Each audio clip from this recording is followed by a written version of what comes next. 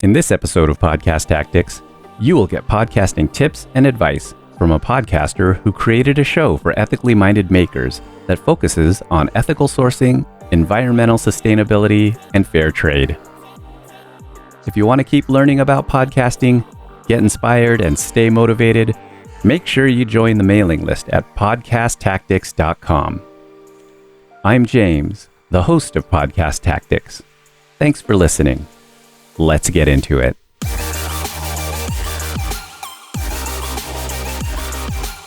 Joining me at the mic is Alissa from Newark, Ohio. Alissa, thank you so much for joining me on the show. Thanks for having me. Well, I'm super excited to speak with you. Just full disclosure, you and I are longtime friends from long ago. We've kept in touch over Facebook, and I was really excited to see that you had a podcast and that you were willing to come on as a guest. So let's start from the beginning. What's the name of your show and what's it all about? Well, the name of my show is called The Just Craft, and it's a podcast for the ethically minded maker. So basically, we explore craft material sourcing, and I look for stories to share that have some sort of reflection on either social justice or climate justice, people who are doing things a little bit differently. I really love crafting and making. I'm a maker, and I work in fair trade. So this is sort of where those two things overlap. And I started doing the podcast in 2019. I was just really inspired. I was knitting a lot, and I love wool. And I heard about this program that the Livestock Conservancy was doing called Shave 'em to Save 'em.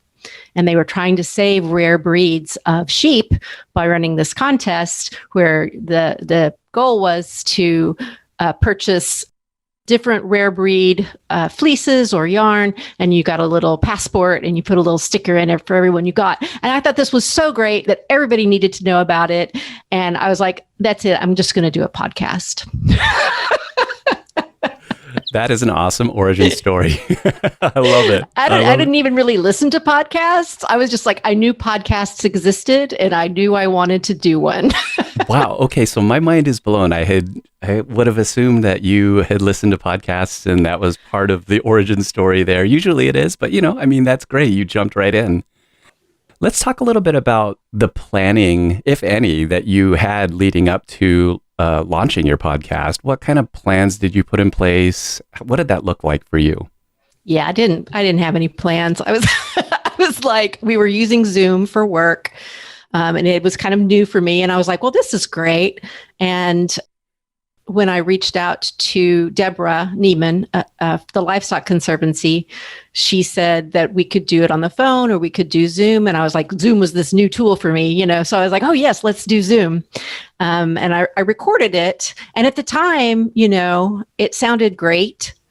And now I go back and I listen to it and I'm like, oh, yeah. I mean, like with each episode, I got a little better. Like I was like, oh, I need a mic.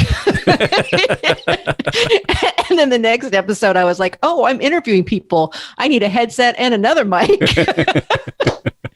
So I just flew by the seat of my really. I just learned as I went. Yeah, I got my hats off to you for doing that. I don't know if you're in any podcasting groups anywhere on the internet, including Facebook, but yeah, one of the things that I see, and I'm guilty of this too, is, just kind of being stopped by the planning. And that's why I asked you that question, is because, what did you put in place for a plan? And you didn't, you just went for it. Yeah. But also, like people tend to get stopped by like, is my plan good enough? And then they never execute on their plan. And you just circumvented that by just saying, you know what, I'm going to turn Zoom on, I'm going to talk to somebody and I'm going to go for it. So, yeah. And to go beyond that too, you're learning as you're going and you're continuing to iterate and improve on that as well. So that's excellent. Yeah. I think each episode just gets a little better. Oh, sorry. Go ahead. No. Yeah. Please go on. That's exactly where I was going. Each episode gets a little better. Yeah. Well, there was one episode, and I think it was the second episode, and it was an episode that it was really difficult to edit because it was interviewing a lot of different people, and I had some technical issues, and some of those interviews didn't even make it because I didn't get the recording. And I remember after that episode, my husband, Bob, who does listen to a lot of podcasts, was like, would you like a little feedback? That was diplomatic. I was like, yes, I would like some honest feedback. And he gave me some honest feedback, and that helped me get a little bit better. And so each time I listened to it, I think I had an ear for what it was supposed to sound like. And I did kind of start listening to a few other podcasts to kind of get an idea what podcasts should sound like. And I, each episode made one change for the better, I think. Yeah. What was that bit of advice that he gave you at the time? It was talking about keeping the sound level and even. I think my sound was kind of up and down because I was interviewing different people who were sitting at different places to the mic. Yeah. And I didn't know that I could, in Audacity, I could actually, fix that. I didn't know that I could. So that's when I started looking, how can I fix this sound? And you can Google anything. So, yeah. So I was Googling those things. And he did have some critique about on the mic, I think he still wants me to get a shield because I guess I make hard P's, and so plosives, as they say. Yeah. Yes. So that's something that's next on my list, is to get a little shield for my mic. Yeah, everybody has those plosives and hard S's, and I mean that's part of that learning curve where it's like, I didn't notice that until somebody either points it out or you see something online, and it's like, right, I got to do that too. Let's get into. I mean, we talked a little bit about challenges here. I want to go a little bit deeper and talk about in the beginning when you first started back in 2019. What was a challenge that you were facing with your podcast, and how did you eventually overcome it? Well, it was at the end of the year. So just starting it was the biggest challenge, and just learning everything all at once.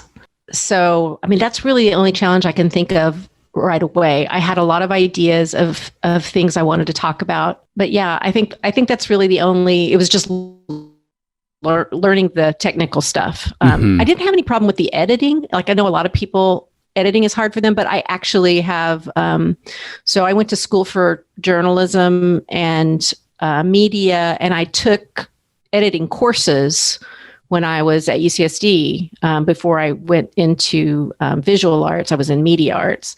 So editing actually came really naturally to me in Audacity. I mean, I had to learn, but there's a learning curve, but it was pretty easy for me to get the hang of editing. And I really enjoy editing. So for me, it was just simple things like finding music. What music did I want? And I was listening to a lot of Celtic music at the time. And there was this band I liked. So I reached out to them on Facebook, and I was like, I just really want to use this song, my intro for my podcast. Can I have your permission? And they never got back to me. And Bob was like, there's like free source music all over the internet. And then I was like, oh, cool. And then I Googled it, found a song I liked, and it was open source. So just things like that. Yeah. I'm just admiring, maybe even jealous about the fact that you don't have any problems editing, because I am, with us common folk, just dread the editing process, and it's difficult. I mean, in terms of editing, is there a piece of advice that you could give me and people who are just starting out that would help, ease that kind of pain point? I think with editing, like with a lot of arts, you have to get in the flow of it, and it's almost not. I'm working on a show, I kind of start to get into the cadence of the person who's speaking, and I can start to anticipate when they're going to pause or say or whatever, that I kind of maybe want to edit that out to keep the flow going. And it's really a zone that you get into. And I would just say relax and get into the zone and follow the rhythm of the cadence of the show. That's kind of how I do it. Let's talk about successes for your podcast. First, how do you define success, and what have you achieved up to this point? Success for me is really just putting out episodes and finding listeners who are interested in what we're talking about. I think it's very niche. I don't think it's ever going to be a I'm never going to have a huge following, and I'm fine with that. But having people find me, I actually had a acquaintance who sent me an email after my last episode dropped and said, your podcast came up as the number one thing I should listen to today. And I was so excited because I was like, oh my gosh. Yeah. So that was success. I had one person who like reached out and said, wow, that was great. Can I put you in my zine? So yeah, I was like, yeah. That's legit. Yeah. I mean, It actually got recommended to them. I mean, that is really exciting. Yeah. So let's talk a little bit about some episodes that I listened to. I thought the production quality was exceptional. I mean, I know you went through a learning curve, right? You know, what I'd love to do for my show is I love to go to the first episode for people, you know, and then I go to the most recent episode to see, you know, the story arc there. And of course, there's a technical, you know, improvement there. So that was very apparent. But the content of your show is very powerful. I mean, I just want to acknowledge that right off the bat. I mean, you're up to something big with your show. Thank you. You're trying to make a difference, you know, in the maker, craft, creator world there. And I think it's important to consider these things that you're bringing up in your show. I mean, I hadn't considered those things until I started listening to your show. I was like, of course. Sure. You know, like it just makes perfect sense that you would want to consider, like, where is this material coming from? How is it being sourced? You know, what are the animals going through? And so the message you're getting out there is very important. So I appreciate your show on that level very much, you know, among other things, right? You know, it's a well-produced show.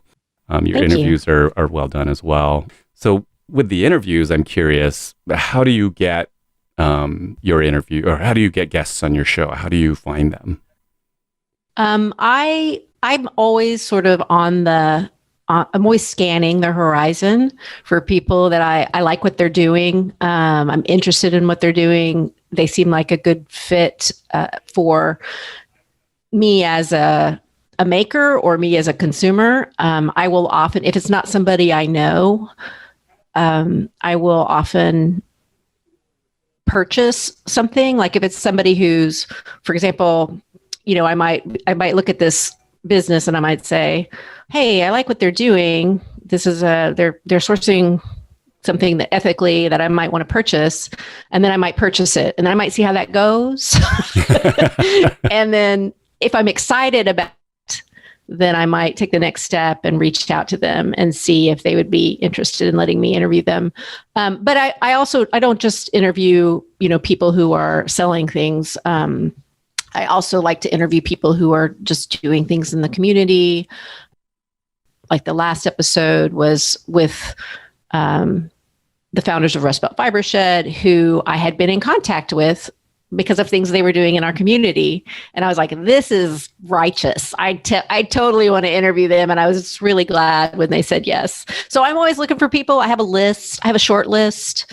I reach out to people. They don't always get back to me. I take that as a no. I might hit them up another way later. Give them another opportunity. Yeah, right. Yeah. Well said. Yeah. My goal, I would love to be able to put out 12 podcasts a year. And I know that's not very much, but for me, it's a lot. So that's my goal. And in 2019, you know, I started at the end of the year. So I had one episode per month. But then in 2020, COVID happened. I did travel to Kenya. I got some great interviews, but then COVID happened and everything ground to a halt. Well, I'm glad you went to bringing up Kenya, because that is an episode that I wanted to kind of dive deeper into. That is and I apologize in advance for butchering this if I do, but it is the Kitengela Hot Glass episode. Kitengela Hot Glass, mm-hmm. Yeah. Yeah. Mm-hmm. Can you talk about recording on location? And, you know, feel free to geek out a little bit if you want to talk about equipment. I was curious how you pulled that off. Well, I have this cool gadget called an iPhone. Okay. And it has an audio app on it. And I literally sat there and hit play and asked him the questions recording with my iPhone. Were you mic'd up or were Nope. you? No. Okay. Nope. So I just had my phone with me. Uh-huh. I was actually traveling for work. So I was doing a lot of things for work. So I didn't I knew I wanted to try to interview people if I could, but that wasn't the priority of my trip. But I was like, I've got my iPhone. something comes up that's a good opportunity and I can do it, I will. And so I just loved what they were doing, how they were taking all these old bottles from Nairobi and they were bringing them in and they were making all these beautiful things. And it was just an amazing story, and the history of glass blowing. Mm-hmm. So I was so thrilled to be there. And I was just getting taken around by my hosts. So Yeah. So when I was there, I asked if I could interview him, and he said yes, and it was so much fun. It was really close to my heart. I really enjoyed that episode from end to end as well. Just from when I look at it from the kind of audio quality and the production of it as well. Like you opened it up with I think it was a wind chime that you got, and you were kind of making it tinkle, or that's not the right word, but making no, chime. It was tinkle. It was tinkling. Yeah, I would say so. Yeah. And that was really nice, and then your intros are just really well written and really well done. They're very concise, and you just you do a really beautiful job introing the episode and then segueing right into your interviews. With the interview itself, I was curious about your editing process. Like, how much post-production work did you have to do, considering you were recording it through an iPhone? I didn't have to do as much on that one. I had more editing to do on the Kanana Knitters because we recorded in several different locations. It was the same time, but it was different locations. So I had more editing to do there. Mm-hmm. It's been a while since I've edited it, but I think it was almost very, very little editing on that one. I did make the decision to break it up. Like I had originally thought I would have this Kenya episode, and I thought, no, I think I'm going to keep these makers, let them have their own episode. What do you want people to get out of listening to your show? Why should they listen to your podcast? First of all, I would like to reach others in the crafting and maker community, because when you are a maker, it really gets in your blood. It becomes a part of your identity. So I would really like to reach others in the broader crafting and maker community. And then what I would like them to get out of my show is just to ask the question, where was this made? Who made this? How are they treated before? And I'm not saying there's no perfect answer to this question. This is one of the things I really wanted to make sure when I started this, was to make sure that people knew I just wanted to have the conversation. It's not about shaming or judging, because we're all consumers and we're so far removed from the people who make our products and the people who make our clothes or the people who grow our food. In most cases, we're so far removed. There's such a deep, murky supply chain that we don't know the answers to those questions. But if you can ask it, that will lead you down a path that will be more authentic for you. And, you can just make a choice. It doesn't have to be, it feels very overwhelming. But you can just make a single choice, and that can make a difference in the world. If you just ask the question and maybe try to educate yourself a little bit before you move forward. I recently, very recently, in the last month or so, made a decision to no longer purchase superwash wool, because I found out that superwash wool, the process is got a lot of chemicals. It includes a lot of plastics. It's not environmentally sustainable, which I didn't know. And there's a lot of superwash wool out there.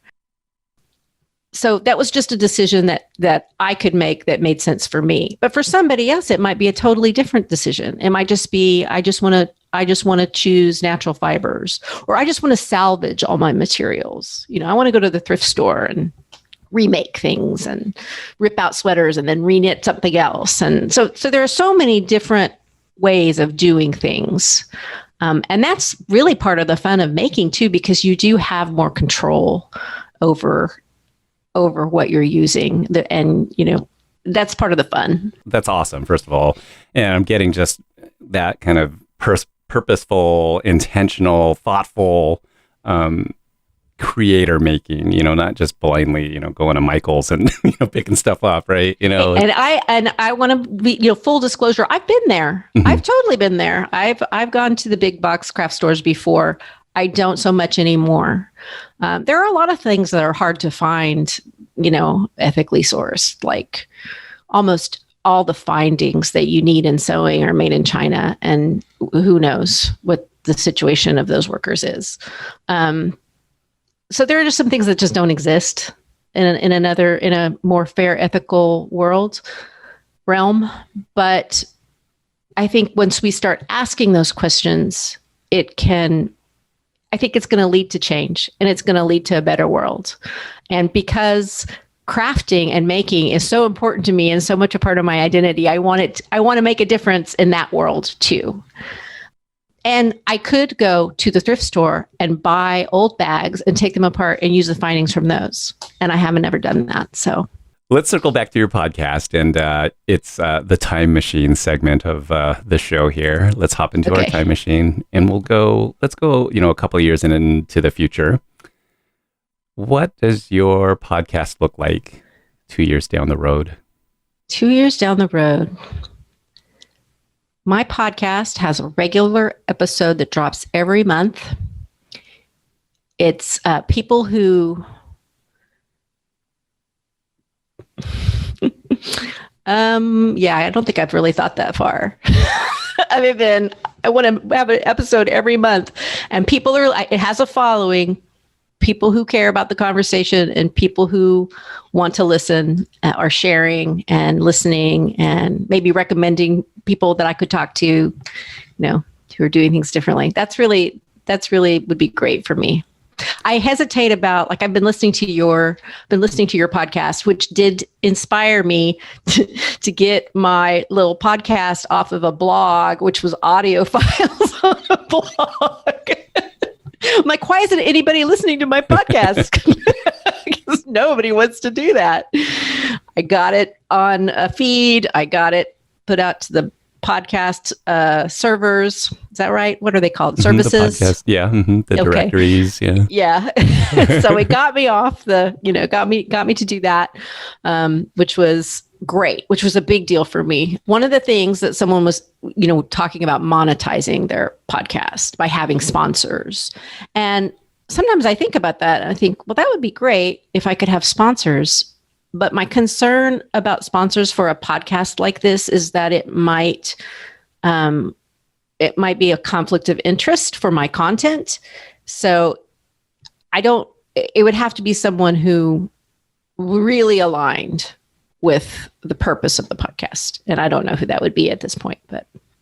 Let's do one last question before we wrap things up. Okay. What is the best thing that has happened as a result of your podcast? What is the best thing that has happened as a result of my podcast? I got to talk to you. I'm talking to you on Zoom. That's pretty great. Yeah, I'm going to go with that. I'm going to live with that. Thank you. Well, one of the things too, and it's funny how people keep touching on it when I interview them for my podcast, is that, when you purchase something that's handmade from a maker, it's about relationships, right? It's about relationships and community. It's person to person. And that you can apply that to a lot of things, like, going to the farmer's market to get your food and meeting the farmer that grew your carrots or whatever it is you're eating. Same thing with purchasing handmade goods. That's what a lot of people love. They go to craft shows because they want to meet the person who made the product that they're buying. And for me, that's the best part of having a podcast, is meeting people and talking to them. And so I think that flows right along with being able to talk to you and see you, because I haven't seen you in so long, other than like little pics on your photos on Facebook. But so yeah, I think that relationships is at the core of really everything we do as human beings. And I think if we can, the last podcast just said, the further removed you are from the person who made your clothes or grew your fruit, the more possibility there is for harm to happen. So the more we can think about everything we do in terms of a relationship with another human being, I think the world will be a better place because of it. Alissa, please tell us where we can learn more about you and your podcast. My podcast is on Apple Podcasts, Google Podcasts, Stitcher, and Spotify, and also at thejustcraft.com. And I have an Instagram at thejustcraft and Twitter at justcraftcast. Please follow me on Twitter because so far I'm the only one following my Twitter. That's not true. I just followed you today. I got to follow today. It starts with one follower, and I am that person. Yay. Thank you. Alissa, I do have another request for you, and this is, for the future as well. Of course, want to continue keeping in touch with you. But I do want to, schedule an interview with you a few months down the road to just check in and see how things are going. And I'm hoping that we can make that happen. Yeah, for sure. That'd be great. The name of the show is The Just Craft. Alissa, thanks again for coming on the show. I wish you continued success. Keep going at it.